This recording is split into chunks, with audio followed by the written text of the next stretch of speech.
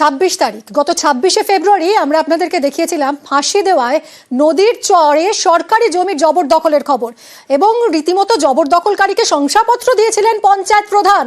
আমরা সেই খবর দেখাই এবং তারপরই নড়ে চড়ে বসেছে প্রশাসন। ফাঁসি দেওয়ায় সেই জবরদখল হওয়া সরকারি জমি উদ্ধারে সাইনবোর্ড বসানো হলো, বিএলআরও এবং পুলিশের জোড়া সাইনবোর্ড বসলো।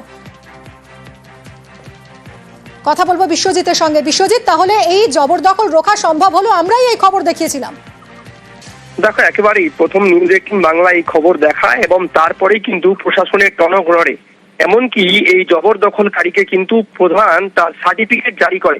গোটা ঘটনায় বিতর্কের মুখে পড়েন প্রধান এবং তারপরে ভূমি দপ্তর এবং ব্লক প্রশাসন কিন্তু এই জবরদখল করা সরকারি জমি সেটা কিন্তু উদ্ধার করলো এবং সেখানে দুটি বোর্ড বসানো হয়েছে।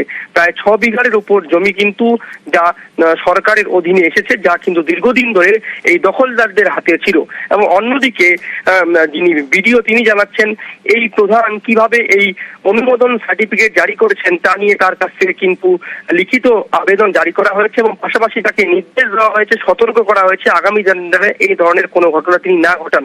অন্যদিকে ভূমি দপ্তর বলছে যে এই ঘটনায় পুলিশকে অভিযোগ জানানো হয়েছে, কারা এই জবরদখল করে রেখেছিল, কেন রেখেছিল এবং তা তদন্ত করতে আগামী দিনে এই সরকারি জমি যাতে সরকারের হাতে থাকে তার নজরদারিও যেন বৃদ্ধি করতে পুলিশকে, বাগডোগরা থানার পুলিশকে তিনি কিন্তু লিখিত একটি পত্র দিয়েছে ভূমি দপ্তর। অন্যদিকে বলা যায় যে নিউজ 18 বাংলা খবরের জেরে সরকারের এই বেদখল হওয়া জমি কিন্তু সরকারের হাতে এলো। প্রায় 6 বিঘা জমি কিন্তু সরকারি সাইনবোর্ড বসলো। ধন্যবাদ বিশ্বজিৎ। না, আমি বলছি সরকারি জমি তো সরকারের জমিতে যখন স্যার আছে তাহলে আরো তো সরকারি জমি আছে, তাহলে ওদের জমিটাও তাহলে দেওয়া হোক, বোর্ড লাগা হোক। আমি আপনার কথাটা একদম যুক্তিগত। আপনি এটা উপর পক্ষকে আমরা সরকারের কাছে কি অনুরোধ আমাদের কাছে থাকে আমরা অবশ্যই করব।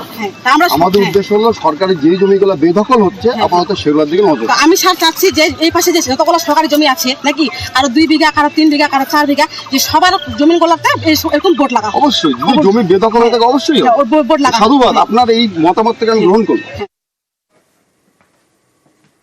আপনারা যে খবর বের করেছিলেন তারপরেই আমরা ততক্ষণ তো বাগডোগরা থানার পুলিশকে এবং আমাদের বিএলআর সাহেবকে জানানো হয় এবং ওখানকার যারা কাজ করছিলেন তাদেরকে কাজ থেকে বিরত রাখা হয়। বিএলআর সাহেব এবং পুলিশ প্রশাসন এবং আমাদের সাধারণ প্রশাসনের তরফ থেকে একত্রিতভাবে জায়গাটাকে আমরা দখলমুক্ত করেছি এবং সরকারের পক্ষে যে জায়গাগুলো আমরা নিয়েছি এবং আগামী দিনে তো জায়গা অন্য কেউ না আসতে পারে তার জন্য প্রয়োজনীয় ব্যবস্থা আমরা নিয়েছি। ওখানে আমাদের সরকারি যে বোর্ড আছে সেটা আমরা লাগিয়ে দিয়ে এসেছি। আজকে প্রধানকে আমরা সতর্ক করেছি এবং বলেছি কেন উনি ওটা ইস্যু করেছেন, তার জবাব আমরা ওনার কাছে চেয়েছি।